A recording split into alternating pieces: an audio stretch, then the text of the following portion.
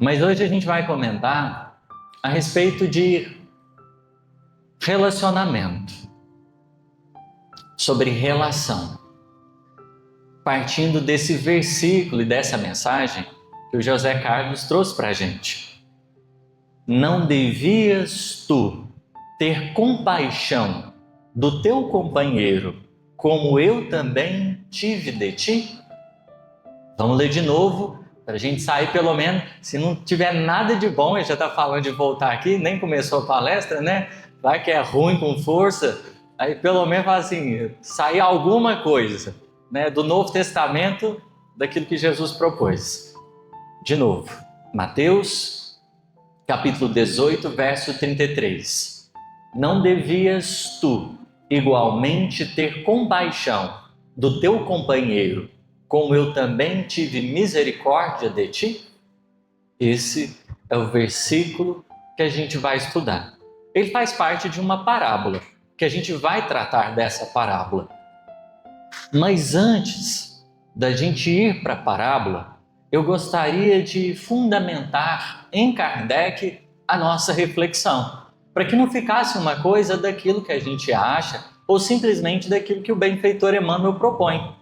Vamos pensar a respeito de uma fala do Espírito São Vicente de Paulo, que foi dada lá no Livro dos Espíritos, na questão 888A. 888A. Isso, 888. Falei certo. Em que um determinado momento, esse Espírito benfeitor, ele vai trazer a seguinte fala para a gente: amai-vos uns aos outros, eis toda a lei divina, mediante a qual governa Deus os mundos. Esse trechinho aqui é muito importante para nós, muito importante para nós. Por quê? A parábola que a gente vai tratar é uma parábola que fala, entre aspas, de dívida de um irmão para com o outro.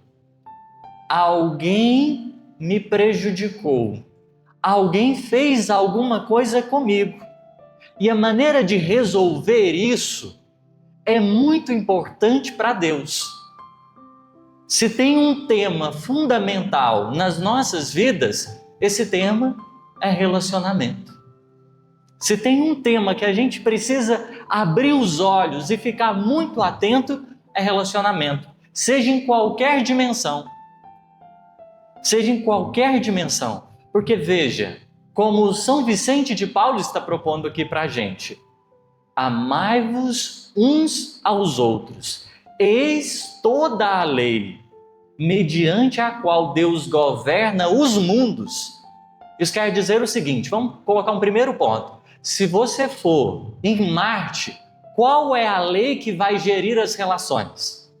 A lei do amor. Se eu for em outra galáxia, nesse momento, estou lá fazendo uma visita fraterna, olhando os meus irmãos em humanidade, qual vai ser o parâmetro divino ali? O amor. Em qualquer parte do universo que a gente pretender ir, em qualquer cantinho que seja, a única e a maior determinação divina que vai orientar todos os movimentos celestes vai ser a do amor.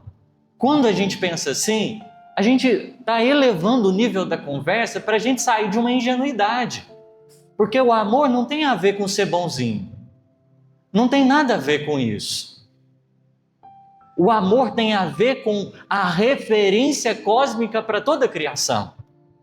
Da mesma maneira que a gente pode observar e entender que o ódio, ele em qualquer parte é um problema. Eu posso ser de Sírios, estar em qualquer planeta ali e o ódio vai ser um problema. Porque ele tem a ver com o desequilíbrio da alma. E nenhum psiquismo suporta o ódio. Ninguém que odeia interiormente consegue se manter bem. Não tem uma pessoinha da Terra que a gente vai falar assim, olha, fulano de tal odeia, olha a alegria que ele vive. Veja que o amor é um parâmetro para toda a criação, que regula, como o São Vicente vai dizer, tanto a matéria inorgânica quanto os seres vivos e organizados. Tudo. O nosso funcionamento interno é dado pelas diretrizes do amor. Só que existe uma especificidade que o São Vicente de Paulo está trazendo aqui para a gente. Porque ele começa não simplesmente dizendo amai. Ele está propondo o quê? Amai-vos uns aos outros. É claro que a gente lembraria nesse momento do Mestre. E a gente vai fazer isso daqui um cadinho.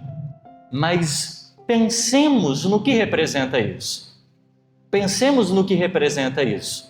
Se a gente olha para os 2 mandamentos com que Jesus resumiu a Torá, ele vai propor o amor a Deus e o amor ao próximo.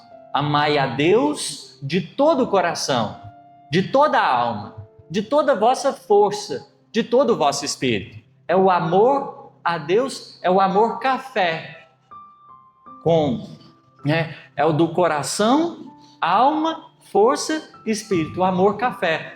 Pensando aí na preciosidade que esse café está hoje, a gente poderia fazer essa analogia assim muito legal. Mas enfim, o amor a Deus é o amor café.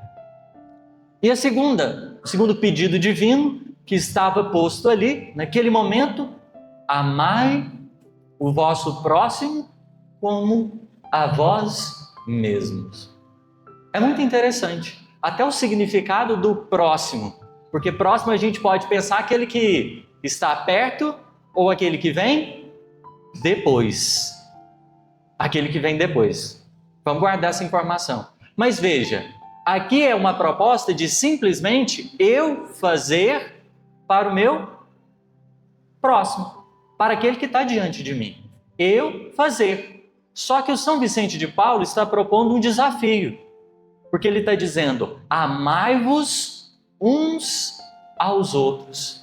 Ele não está simplesmente falando de um esforço que alguém faz, de uma iniciativa que alguém toma. Ele está falando de um nível de reciprocidade. Então, dentro do design, do desenho divino, qual é a meta ou programa central? A reciprocidade em plano universal. Todos os espíritos estarem em perfeita harmonia com esse desígnio. É uma meta alta. Só que, o que a gente pode entender? Tudo que Deus faz trabalha para essa meta. Todo o esforço divino na nossa existência tem esse fundamento. Todos os esforços. Podemos pensar, a começar, por exemplo, da imortalidade. A imortalidade.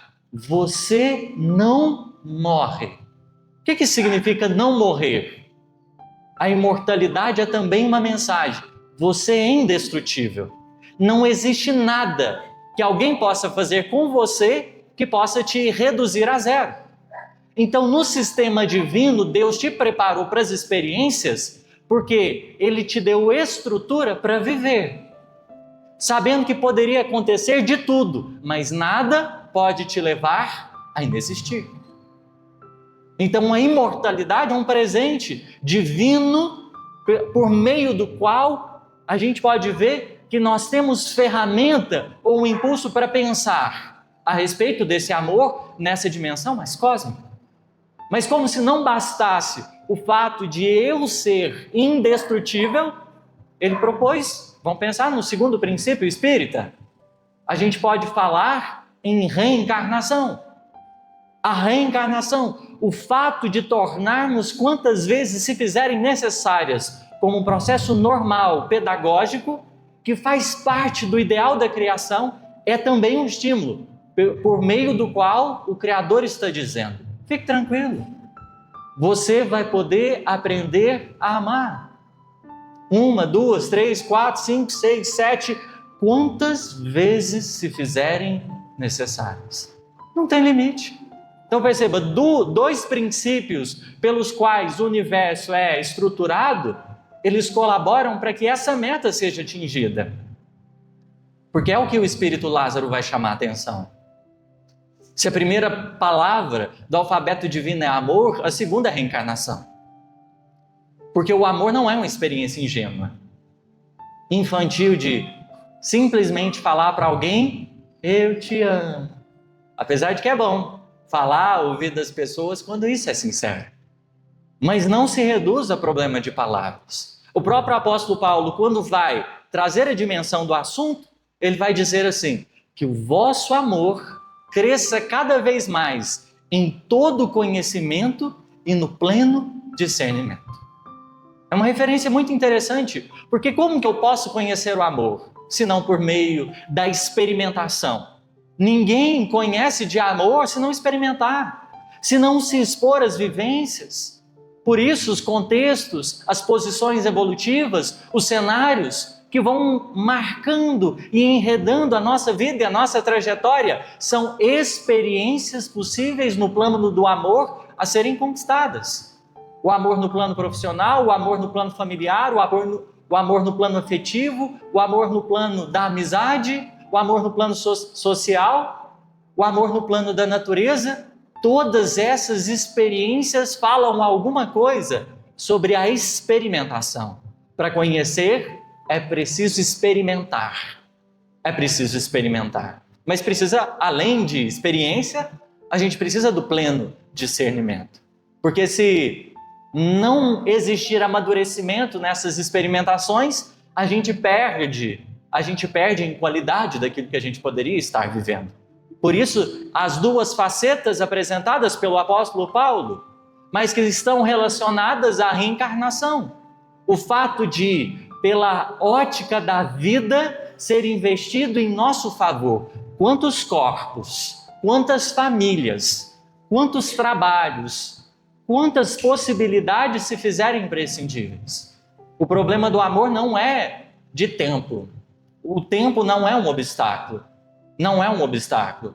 Porque a gente pode estar a caminho com os outros agora, mesmo que os destinos se separem por um determinado momento, dia virá que a gente pode se reencontrar de novo. Não existe limite para Deus também nesse ponto. Não há limites. Mas a gente pode pensar num outro princípio, mediunidade. A mediunidade também fala do amor, porque no fundo, para além de toda a comprovação científica a respeito da imortalidade da alma, o amor, a mediunidade, na verdade representa a certeza de que a gente nunca vai estar separado daqueles que a gente ama. Ou seja, é da vontade de Deus que, encarnado ou desencarnado, o afeto, as relações, elas permaneçam. Por isso, até mesmo a gente poderia falar que o ódio ele assume uma proporção mais complicada e faz Kardec, no Evangelho segundo o Espiritismo, abrir um tópico chamado inimigos desencarnados. Porque ele está dizendo assim, o túmulo não resolve inimizade, o túmulo não dissolve sentimento. Então a gente vai entendendo que é uma dinâmica complexa, porque Deus não vai forçar ninguém, mas Ele oferece todos os mecanismos preciosos para que isso, de certa forma, venha acontecer, venha se dar. E até mesmo se a gente fosse pensar no princípio da pluralidade dos mundos habitados, esse outro princípio que a gente tem, ele também está a serviço do quê? Está a serviço do amor.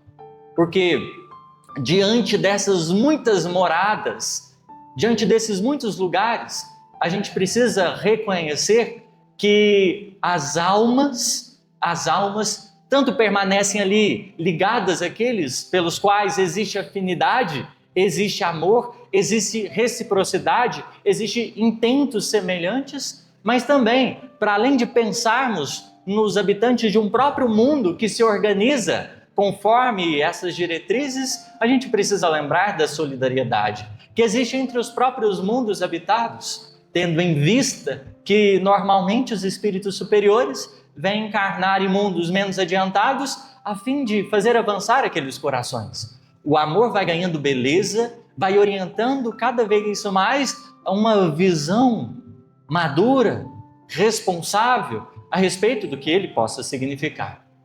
Então, veja, a métrica divina para as nossas relações, qual que é o objetivo? A reciprocidade. É amar e ser amado. Essa é a diretriz divina. Eu fazer e eu também receber. Faz parte dentro dos protocolos da lei. Esse é o parâmetro. É a meta. Só que existe um percurso de construção. E a gente começa, se a gente observar de maneira assim, bem simples, que Jesus vai propor isso lá no capítulo de número 5 do Evangelho de Mateus. Se amais apenas os que vos amam, que recompensa tereis? Não fazem isso também os publicanos? Então veja, o que Jesus está propondo nesse momento aqui? A gente começa, dentro da nossa trajetória evolutiva, num nível de reciprocidade, que é amar quem nos ama. Se amais apenas os que vos amam, que recompensa tereis? O natural é que assim o seja, que a gente tenha afeto por quem tenha conosco. Só que Jesus problematiza isso. Esse é o ponto de partida. O ponto de chegada é a reciprocidade. Mas veja, ela é em outro nível. Ela é em outro nível. Só que entre a reciprocidade egóica e a reciprocidade universal tem um percurso. E nesse percurso, talvez a reciprocidade ela se dilua em partes, porque a gente passa a enfrentar contextos que parece que a gente não recebe na mesma medida que dá. E aí é que onde começa a surgir alguns problemas.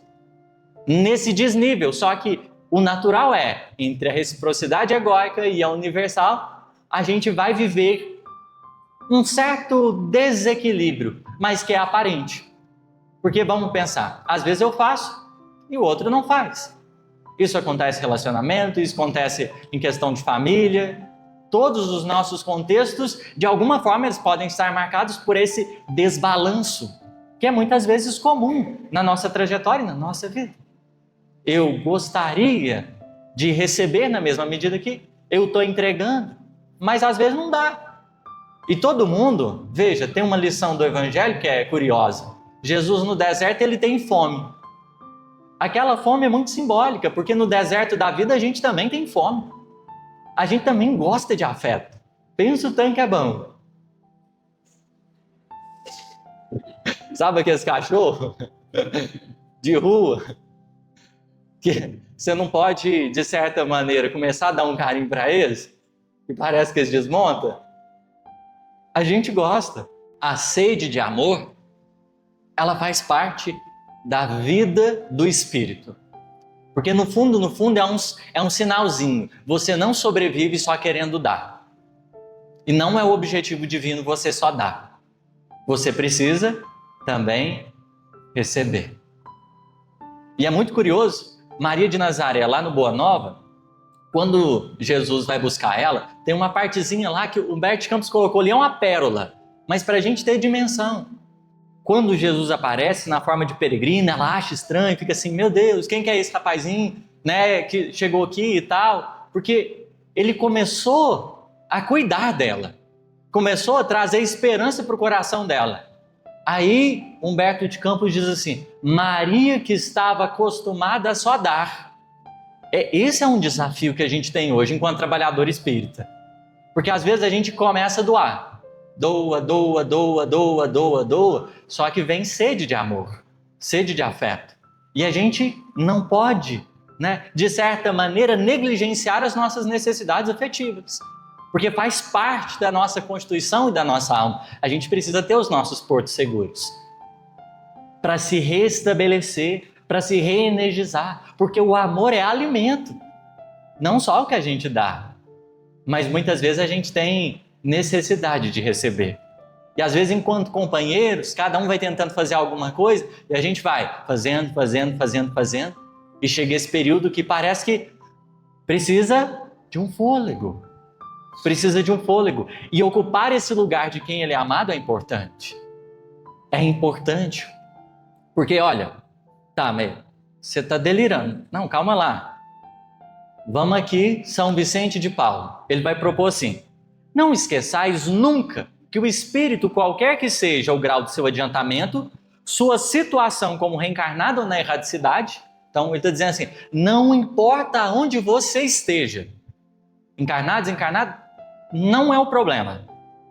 Está sempre colocado entre um superior, que o guia e aperfeiçoa, e um inferior, para qual tem que cumprir esses mesmos deveres. Então o que ele está propondo? Dentro da dinâmica divina, existe um encadeamento. Você sempre vai ter alguém superior a você próximo. Por quê? Porque a gente precisa de amor. A gente precisa de afeto. Mas ao mesmo tempo, vai ter sempre um inferior, um abençoado, um atribulado na nossa trajetória, que vai precisar de amor, que vai precisar de afeto. A questão é, você sempre vai receber mais do que doar. Sempre mais. Porque quem doa pra gente, doa do amor que tem. Que muitas vezes é elevado e sublime nas suas formas, a ponto da gente não entender a dimensão. E a gente vai entregar aquilo que pode. O problema do universo não é de falta de amor. Porque apesar de parecer desbalanceado determinadas relações, Deus está dizendo assim, olha, fica tranquilo. Porque o que você não recebe, às vezes, de um lugar, existem outros que você pode esperar. Ninguém vai estar vazio de afeto. Ninguém. Só que a gente tem os dramas vividos por esses desequilíbrios. Porque, veja, Jesus vai falar do publicano. Jesus vai falar do publicano. Não fazem os publicanos também o mesmo? Por que ele cita o publicano para falar da reciprocidade egóica? O publicano é o quê? É um cobrador de impostos. No nível da reciprocidade egóica, o que a gente acaba sendo? Cobradores de altos impostos afetivos. E as taxas é alta. Mas você não fez isso para mim. Olha o jeito que você tem me tratado. É claro, existem situações e situações, né? Mas a gente começa a cobrar. Porque essa reciprocidade egóica, no fundo, para ela se manter, você vai impondo e exigindo. Impondo e exigindo. E aí é um drama. E aí nesse caso é um drama. Porque a gente fica restrito, a gente tem uma capacidade de amar maravilhosa e a gente quer despejar uma cachoeira, às vezes em alguém. E nesse momento, a gente se sente assim, um pouco desprestigiado. Quase um soletrando isso aqui. Mas por quê? Porque às vezes aquilo que a vida nos proporcionou, que era para abençoar outras tantas vidas, a gente centralizou numa. O nível de espera de um publicano é muito alto. Atender a expectativa de um publicano é muito alto. Porque tudo vem em tom de cobrança. E quando você faz, tipo assim, existe gratidão? Não, você fez o que você precisava fazer. Existe tipo assim, você fez o que você deveria ter feito se eu precisar cobrar. Então é pesado. É pesado, porque o amor pede uma espontaneidade. O amor pede uma disponibilidade de cultivá-lo em diversas dimensões, entregar em diversos caminhos. Mas aí começam a surgir os nossos conflitos. A gente começa a ter conflitos. Porque para além da gente perceber que a reciprocidade egóica não nos sustenta, vão surgindo os outros embaraços da evolução. E aí nesses momentos é que a coisa vai complicando. Porque uma tendência natural é transformar adversário, como a gente estava estudando no NEP, transformar adversário, que é quem pensa diferente, olha diferente, em inimigo. Como assim? Imagina, por alguém pensar de mim, eu posso falar, você faz parte do clube tal, do time tal, então fica de lá. Tudo bem, poderia caminhar assim, olha, você pensa desse jeito, eu penso desse jeito, e a gente se respeita, vida que segue. Só que o nosso problema é que a gente tem transformado os adversários em inimigo. Então quem pensa diferente não é, vamos dizer assim, não é mais simplesmente um adversário. O problema não é só de ideias, ele passa a ser pessoal. E aí no momento que passa a ser pessoal, o drama se complica. E esse drama é um pouquinho mais complicado. E Jesus vai gastar muita saliva para falar desses dramas. Muita saliva para falar desses dramas. Porque o nosso desafio no campo relacional é o ódio, é a inimizade, é pessoalizar a adversidade. O fato de eu não combinar com alguém. Aí se torna inimigo, do ponto de vista de que você começa a bater e levar. Aí o processo fica um pouquinho mais complicado. Tá, vamos entrar na parábola. Jesus vai contar no capítulo 18 essa parábola. Só que a construção é interessante. E eu gostaria de fazer um voo sobre essa construção, porque a parábola, ela está ligada a uma lição que vai costurar todas as lições que ele propôs aqui. Então, o capítulo 18, ele começa falando sobre criança. O que criança tem a ver com inimizade? Jesus vai falar assim, olha, se você não se fizer pequeno como esse menino, você não pode entrar no reino divino. Se fazer pequeno. É igual o Nicodemos pergunta, quando Jesus vai falar sobre nascer de novo, Nicodemos pergunta, como que pode um homem já velho entrar de novo no ventre da sua mãe? A questão é que não pode. Mas qual é a lógica? Por que a criança é utilizada como símbolo? Porque ela é a imagem do recomeço. A criança é o símbolo do recomeço. Então, os que, de certo modo, vão ascendendo para os mundos superiores são quais espíritos? São os que estão dispostos a recomeçar. Sem recomeçar, não dá. Sem recomeçar, ninguém vai. Porque eu preciso falar assim, eu cheguei até aqui, mas eu estou disposto a tentar de novo. Até aqui foi assim, mas eu estou aberto a observar por outro ângulo, a perceber de outro ângulo. Porque o difícil é, a gente quando vai crescendo tende a se tornar mais rígido e inflexível. E isso dá um trabalho. Porque a criança é mais flexível. Muito mais. Ai, coitado, o pescocinho dela aqui, ó. Ela tá dormindo ali, nossa. Molinha. É bom, né? Eu lembro dos meus tempos de ida no centro, uns 10 anos.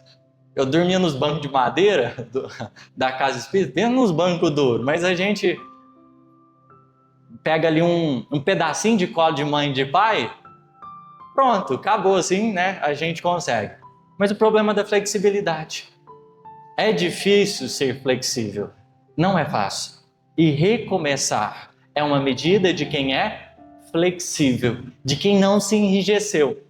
Então vamos guardar. Recomeço é a primeira lição que ele vai propor aqui nesse momento.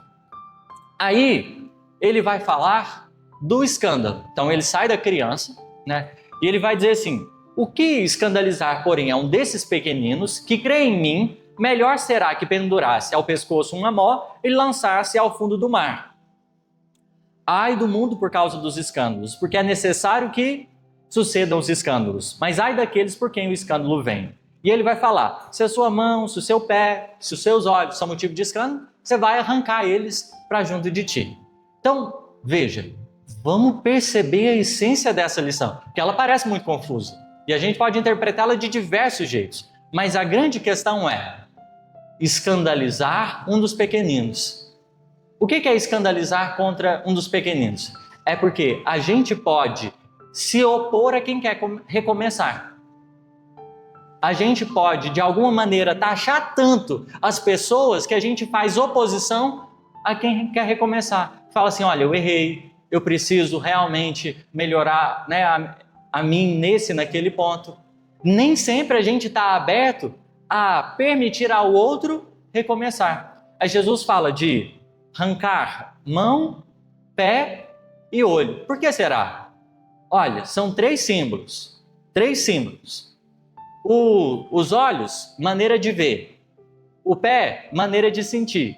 Mão, a maneira de se portar, as nossas atitudes. Então, olhos, visão de mundo, sentimento, né, maneira de sentir e maneira de nos comportar. Ele está falando assim, é melhor você arrancar fora isso. Se a gente não quer deixar os outros recomeçar, tentar de novo. Ah, mas o fulano fez isso, fez isso, fez isso. Sim, não estamos desconsiderando, porque o recomeço é justamente para isso. É porque aconteceu isso, isso, isso e isso. Quando a gente fala em perdão, não é isenção. A gente só perdoa porque reconhece que o outro errou. A gente está implicitamente dizendo assim, está errado, mas eu te dou a oportunidade de recomeçar. Da minha parte, você não tem obstáculo para isso. Da minha parte, fique em paz. Tenha o seu direito de recomeçar. Então, Cristo está propondo, precisa existir uma renovação em todos os sentidos. Se eu estou colocando obstáculo para o meu irmão, precisa mexer nos olhos, nas mãos e nos pés. Isso não pode se manter. Porque isso é um perigo para a gente mesmo. Imagina o que é a culpa dentro de nós mesmos. Se a gente não deixa os outros recomeçar, imagina a gente quando erra. O tamanho da sentença que a gente lavra para a gente mesmo. Porque veja, quando o Cristo propõe assim, com a medida com que medirdes, vos hão de medir também. A questão é muito mais complexa do ponto de vista de pensar, eu vou ser julgado pelos outros como eu julguei. Não é simplesmente isso. É porque a medida de compreensão e de compaixão que eu tenho para com o outro é a que eu também tenho para mim. É a mesma métricazinha. Então, se eu acho que não pode acontecer isso, que ele não pode recomeçar, imagina dentro de mim, diante dos meus próprios erros e falhas. Não fica complicado também? Porque eu não vou aceitar que eu mesmo possa recomeçar. E a gente fica atolado. Porque no fundo tem a ver com reposicionar-nos e às vezes dar o direito para o outro. E a gente fica se martirizando, se flagelando, como se isso fosse resolver. Mas veja, a segunda referência que Jesus falou depois da criança em relação ao escândalo. É preciso estar aberto ao recomeço. Mas vamos lá, às vezes foi só coincidência. Às vezes foi só coincidência. Aí ele vai contar uma parábola. Parábola da ovelha perdida. Da ovelha que estava desgarrada, o pastor foi lá, buscou, agora está no aprisco. Está no aprisco para quê? Para recomeçar. Então, o que a lei divina faz com quem erra? Vai buscar esse sujeito, esse coração que errou, para que ele possa recomeçar. Porque o que a gente desorganiza, a gente tem que reorganizar. É da lei. Então, parábola da ovelha perdida. Não, mas pode ser que seja uma coincidência. Da corrigenda, Jesus vai falar a respeito da gente ir para conversar com a pessoa que a gente teve o atrito. E tentar resolver, vou ler aqui um versículo aqui só para ilustrar. Portanto, se o teu irmão pecar contra ti, vai, corrige-o entre ti e ele só. Se te ouvir, terás ganho teu irmão. Então, alguém que estava marcadamente como inimigo, você foi lá, tentou resolver, ele se tornou irmão. O que aconteceu aqui? Um recomeço. Um recomeço. É claro, Jesus vai dizer assim, às vezes você vai lá tentar conversar com o sujeito e vai dar certo. Não. Aí ele vai falar assim, chama 2 ou 3 pessoas para conversa. Aí não deu certo? Leva ele diante da igreja. É claro que existe todo um simbolismo que a gente não vai explorar aqui em relação a essa questão. Mas, de certo modo, né, essa é uma lição que me marca muito, porque eu cometi um erro. Não vou contar ele aqui, né, porque... mas foi ruim. Esse é um dos que eu falo assim, olha, se eu pudesse voltar... Porque tem erro que a gente fala, não, esse daqui aprendi, amadureci, foi até interessante porque ganhei referência e experiência. Mas teve um que eu cometi, vamos dizer, ocupando um cargo dentro do centro espírita, que afetou... Estou contando. Tudo bem, né? Passou. Eu acho. Pelo menos eu me perdoei. Será? Não sei, mas eu tomei uma decisão que prejudicou 2 pessoas. Foi difícil. Porque pensa na volta que eu tive que dar para ir atrás para reconciliar. Porque prejudicou feio as pessoas. Gente, não tem nem cara de santo não, pelo amor de Deus. Começar a compartilhar aqui minhas dificuldades, ninguém fica perto. Mas tá tudo, por isso que o corpo não esconde. Jesus deu a carinha até mais ou menos, né, para ver se, olha, bonitinho. Mas enfim, é só para ter condição de aproximar das pessoas para, enfim, tentar amá-las um pouco. Mas eu sei que naquele momento eu tomei uma decisão e eu estava, de certo modo, até consciente dos prejuízos que ela teria e mesmo assim eu quis tomar. 2 pessoas saíram do centro, nunca mais voltaram. E foi por falta de correr atrás delas e falar, eu reconheço o meu erro, eu agi errado. Não foi. Não foi. São pessoas que eu consegui conquistar de novo o afeto. Das 2, que era um casal, de uma, sim. De outra, nem tanto. Tem uma distância. Mas eu fiz a minha parte. E me dispus à providência divina. Agora que eu tiver que reparar, tá tudo certo. Faz parte. Deixa eu recomeçar também. Porque eu tenho direito de recomeçar. E se a gente errou, e às vezes o negócio foi grave, gerou uma complicação absurda, calma. Porque tem jeito de recomeçar. Às vezes não vai ser do mesmo jeito. E aí é entender também. Porque tem determinadas pessoas que, por exemplo, do trabalho espírita podem se distanciar. Mas não pode ser por ausência de esforço da nossa parte em ir buscar o irmão. Porque quem está pedindo isso é o Cristo. E eu acho que ele tem, pelo menos, dimensão daquilo que está pedindo às nossas almas. Não é um pedido vindo de uma criança que não sabe de nada. Mas, enfim. Jesus continua. E aí, ele vai dizer assim, olha, se você, conseguir reconciliar, você fez os esforços diante do seu semelhante, vocês vão formar um consenso de pessoas que, de certo modo, reconciliaram. E ali eu me farei presente. Aí, como se não bastasse, vem a próxima lição, a que vai anteceder a parábola. Aonde Jesus é perguntado, questionado por Simão Pedro. Senhor, quantas vezes eu tenho que perdoar aquele atribulado, aquela atribulada? Quantas vezes? Pensa na carinha do Simão Pedro assim, nas intrigas que eles já tinham entre eles e tal, né? Pensa.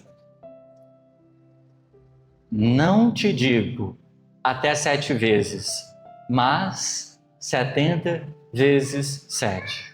No fundo, qual que é a pergunta de Simão Pedro? Quantas vezes a gente vai recomeçar? E Jesus estiver dizendo assim, olha, você vai recomeçar quantas vezes se fizerem precisas, necessárias no assunto. Porque essa é uma métrica divina. O direito mais precioso, depois do versículo, se você quiser guardar alguma coisa, guarda isso. O direito mais precioso de Deus ao Espírito é o direito de recomeçar. Mais precioso, não existe outro. Um direito que a gente deveria abraçar, porque é a expressão mais pura do amor de Deus. Mais pura do amor de Deus. É a possibilidade que um espírito pode ter de recomeçar. Gente, imagina o que já não aconteceu de recomeço para a gente chegar aqui hoje. Está todo mundo, de certa maneira, no mesmo ambiente, escutando uma palestra espírita. Quantos recomeços! Mas a gente pode olhar e também pensar, quantos não são necessários nesse momento? Então, para a gente fechar, para quem está dormindo, está acabando o soninho aí. Para quem está acordado, obrigado pela paciência. Mas Jesus vai contar a parábola.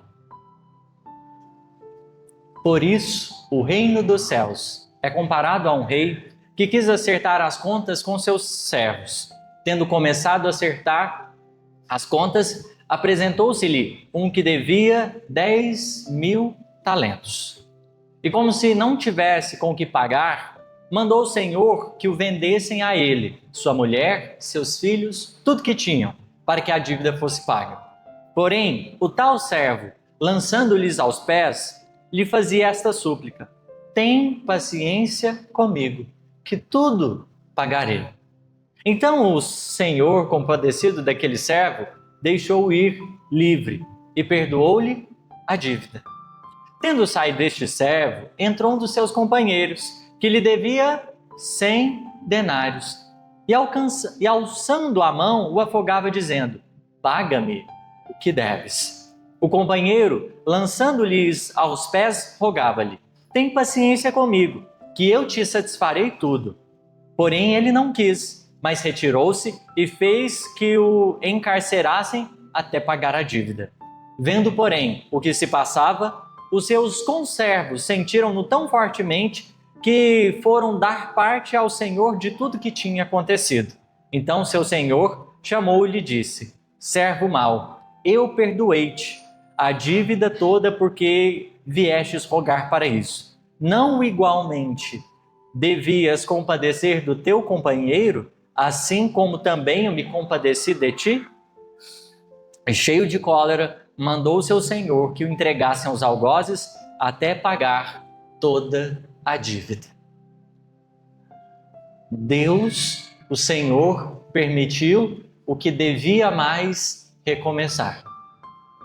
Porque o que se apresentava é o fim. Porque no fundo, o ódio é uma mensagem dizendo para o outro: aqui é o fim da linha. No fundo, o ódio é isso. Só que, nesse caso, observemos a compaixão, a misericórdia. Alguém que devia muito, teve a oportunidade de recomeçar. Porque ia ser ele, mulher e filho, todo mundo. Não, se você quer paciência, você quer recomeçar, tudo certo, recomeça. Mas, na hora de utilizar essa medida para com o outro, existia um pouquinho mais de resistência. É fácil essa lição? Não. Não é fácil. Dar ao outro a oportunidade de recomeçar não é fácil. Mas o que Emmanuel quer propor? Não te esqueças das vezes que a vida já te permitiu recomeçar. Porque a gente só sabe o tanto que é bom o perdão na hora que ele abençoa as nossas vidas. A gente só sabe o quanto o perdão é precioso na hora que alguém nos abençoa com ele. Eu cometi um outro erro, para finalizar, lavando roupa suja aqui com vocês. Vocês permitem? Só essa e a gente finaliza. Estamos contando aqui as piores coisas, né? Ótimo. Mas eu conheci num determinado momento uma pessoa, uma menina, uma jovem, e ela estava no final do relacionamento dela. Estava passando por um momento muito turbulento. E ela veio conversar comigo a respeito, né, do que estava acontecendo. Naquele momento, o que ela faria? E eu tinha 15 anos na época. Ô pai, a gente erra, né? Aí eu fui a pessoa evangelizada, de bom senso, que falou assim: olha, toma uma decisão mais sábia, né? Leve em conta o amor que você pode cultivar com ele, enfim. Não, eu fui omisso à questão. Falei: a situação está muito difícil, tudo bem. Enfim, errei, falhei ali. Eu e essa pessoa a gente veio se aproximar, afetivamente falando. Aí vocês sabem o porquê que falhou na hora de dizer assim: fica com o abençoado. Tudo bem, eu estou expondo, eu estou me sentindo com vergonha. Mas, graças a Deus, o apóstolo Paulo poderia me abençoar quando ele diz: e me gloriarei não, né, pelas minhas virtudes ou pelas minhas forças, Porque quando me sinto forte, eu estou fraco. Mas quando eu reconheço a minha fragilidade, é que eu sou forte. Então, estamos reconhecendo a nossa humanidade. Faltou evangelho, eu reconheço. E aí eu me aproximei dessa pessoa, uma pessoa maravilhosa, enfim, mas acabou que distanciamos-nos com o tempo. Só que o que aconteceu?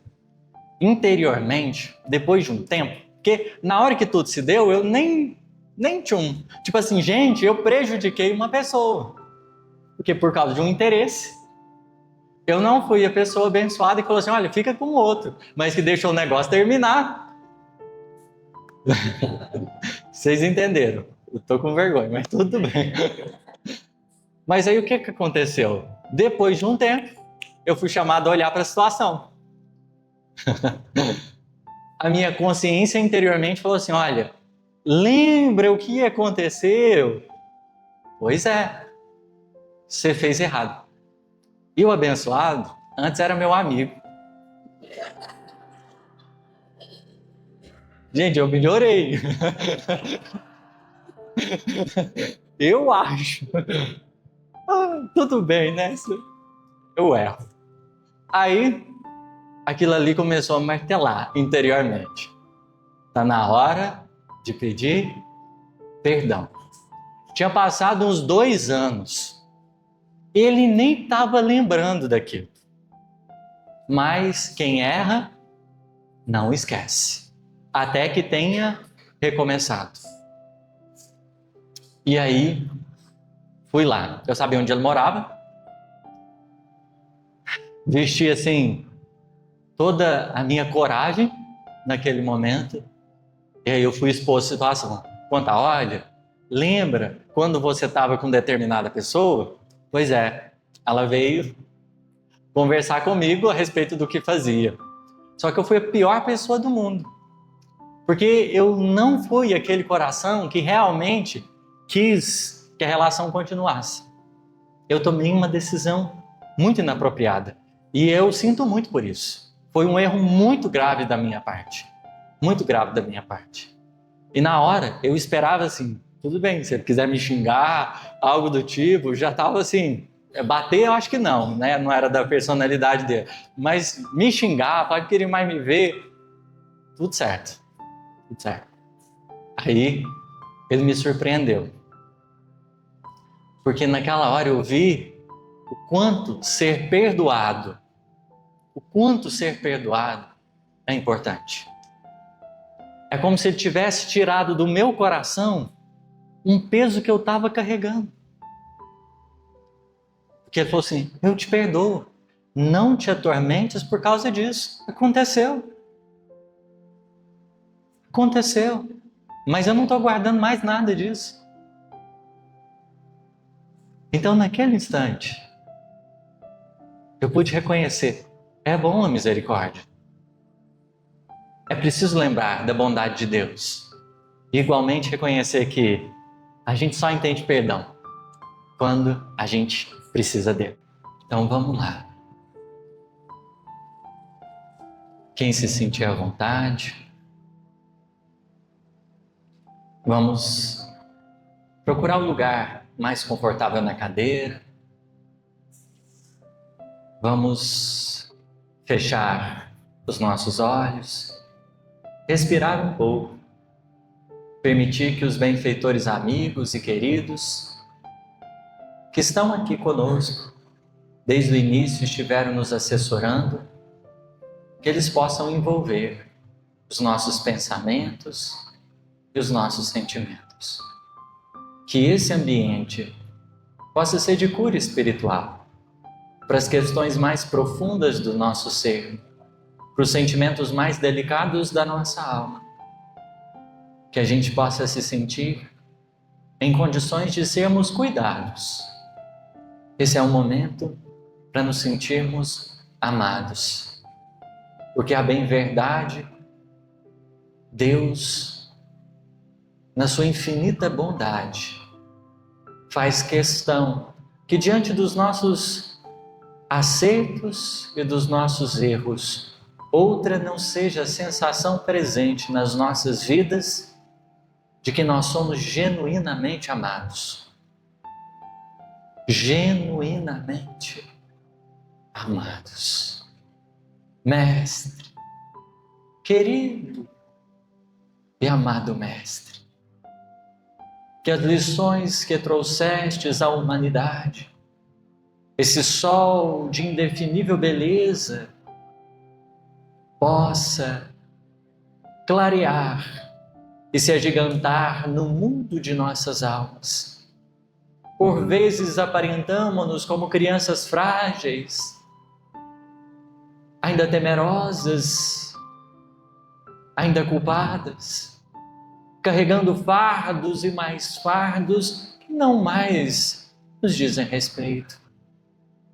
Permita, bondoso Pai e Mãe, que por intermédio do socorro divino estejamos em condições de nos fazermos presentes para nós mesmos nessa jornada curadora e de transformação dos nossos destinos, libertando-nos dos pontos mortos, das sensações menos dignas, das memórias mais asfixiantes.